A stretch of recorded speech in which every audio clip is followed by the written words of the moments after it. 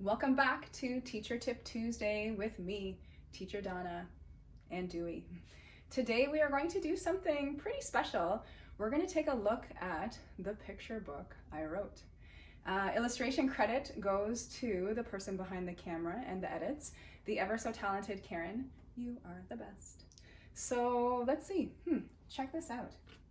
Carl the Cantankerous Cat. We made a picture book. As a Montessori elementary teacher, I introduce students to new words daily and provide resources for them to learn more about words.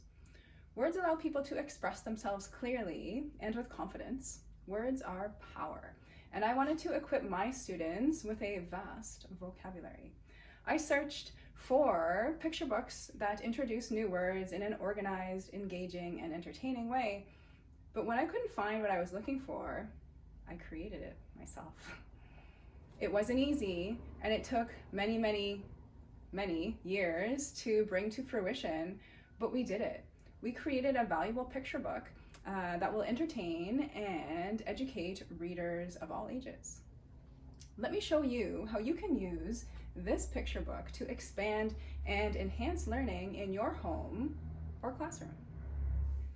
You can approach this read in a few different ways. You can do a classic read through and not stop too much to explain what's going on. But here's what's amazing about this picture book.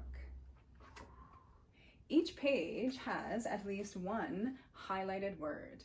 These highlighted words can be found at the back of the book in the glossary of new words. Here, you will find the words listed in alphabetical order. You will find the word, the syllable breakdown, the part of speech, and of course the definition. And in some cases, you'll also find a synonym. Carl the Crabby Cat sounds about right. After an initial read aloud with the family or class, children can study word meanings page by page. On the first page alone, there are 5 words to investigate. See if anyone can replace any of the highlighted words with synonyms. With over 70 highlighted words, your children can occupy themselves with mastering the use of 2 words per week for an entire month of study with Carl. Or why not have readers go through and find words that they are unfamiliar with and create their own glossary of new words? Kind of like a family dictionary of really rad words. Why not jot those words down in the Carl the Cantankerous Cat journal?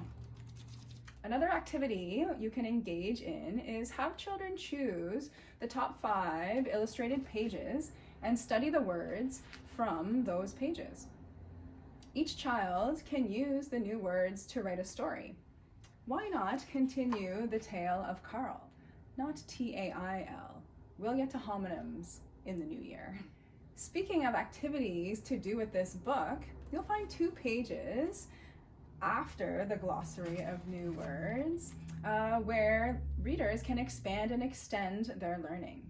These invitations to learn are fun and engaging. Act out a scene in the book, write a poem about Carl, use the word cantankerous at school. Sounds like fun to me.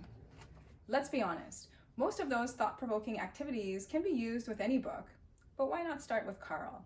Why not keep the kids busy learning with Carl? I anticipate that this lesson has encouraged viewers to check out Carl the Cantankerous Cat on Amazon. It is not required, but you may also like to check out our website, www.carlthecantankerouscat.com, for some free downloads. And that's a wrap for another episode of Teacher Tip Tuesday. Thank you for tuning in and have a great week. Bye. Say bye. Good night.